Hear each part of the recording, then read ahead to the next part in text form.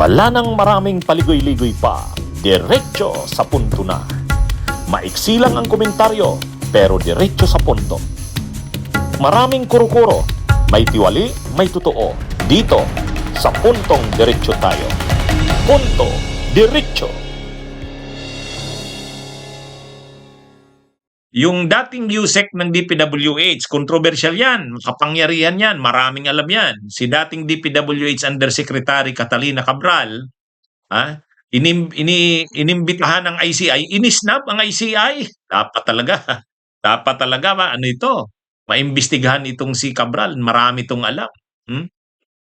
Tuloy ang trabaho ng Independent Commission for Infrastructure o ICI sa pag-iimbestiga sa nangyaring anomalya sa flood control project sa bansa, kung saan noong Huwebes, inanunsyo ni ICI Executive Director Attorney Brian Keith Hosaka na inimbitahan muli nilang humarap si dating Department of Public Works and Highways Undersecretary Maria Catalina Cabral. Ngunit ngayong umaga, sinabi ni Attorney Hosaka na walang natanggap ang komisyon na kumpirmasyon mula sa nasabing dating opisyal kaugnay ng pagharap nito. Wala nang iba pang impormasyong ibinigay ang ICI tungkol sa hindi pagdalo ni former DPWH Yusek Cabral. Samantala, kaninang umaga sa pagpapatuloy ng pagdinig ng independent body, humarap si AGA Party List Representative Nicanor Briones. Gaya ng iba pang naunang resource person ng ICI, humiling din ito ng isang executive session.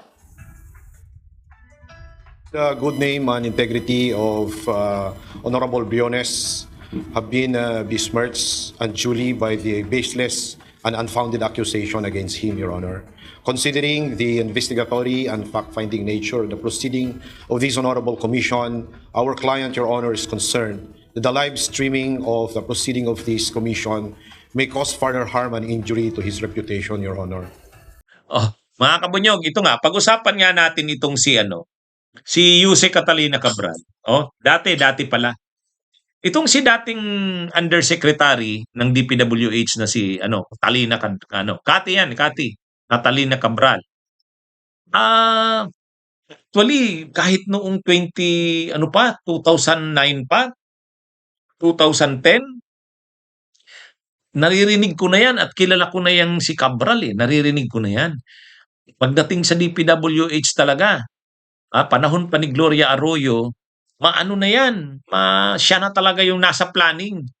Siyempre, pag planning ka, nasa planning ka, ikaw yung judge sa'yo. Ayan, yun, yung mga proyekto, sa'yo dumadaan yan.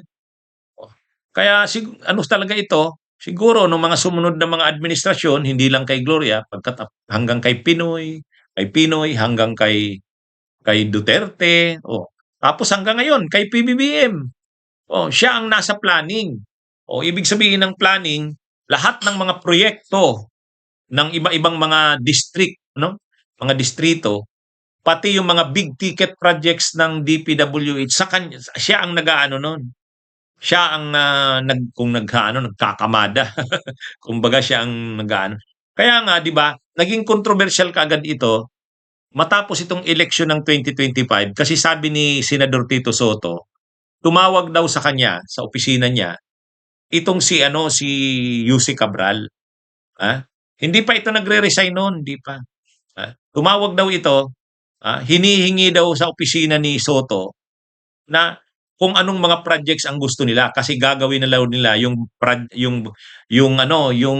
budget ng DPWH isasubmit na sa DBM para sa NEP, National Expenditure Program, para sa taong 2026. So hinihinga na ngayon sila Soto, sabi ni Soto, malamang tumawag din yan sa opisina ng ibang mga senador.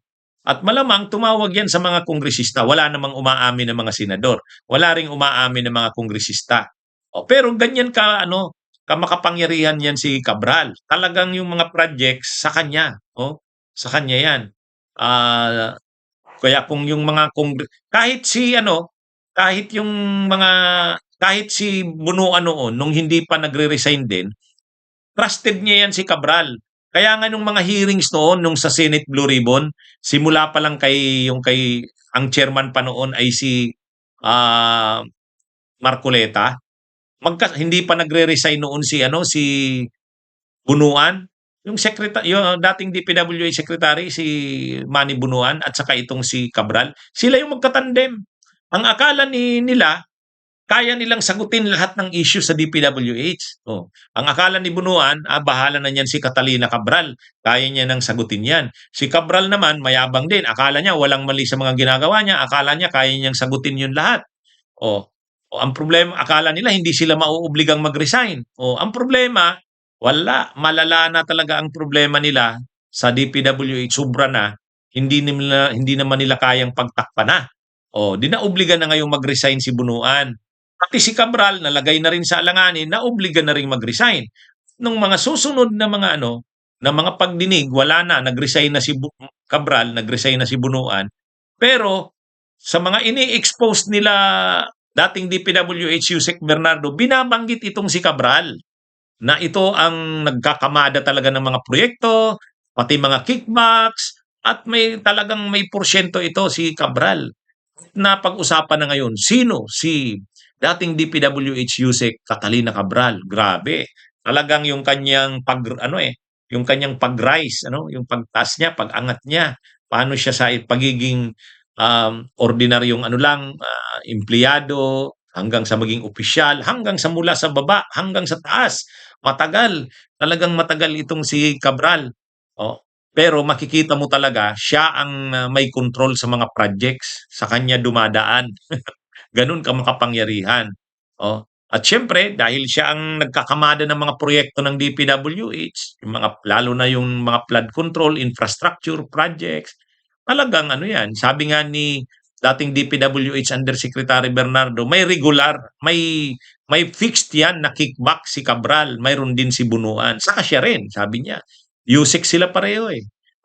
Yusek sila, Undersecretary. Ngayon, akala ni Cabral, si Bunuan alam niya, lalabas ang pangalan niya.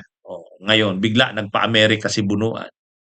Si Cabral, ewan kung nasa Pilipinas pa ito, pero pinatawag ng ICI kanina, sa ininbitahan ng ICI para maimbestigahan, hindi sumipot.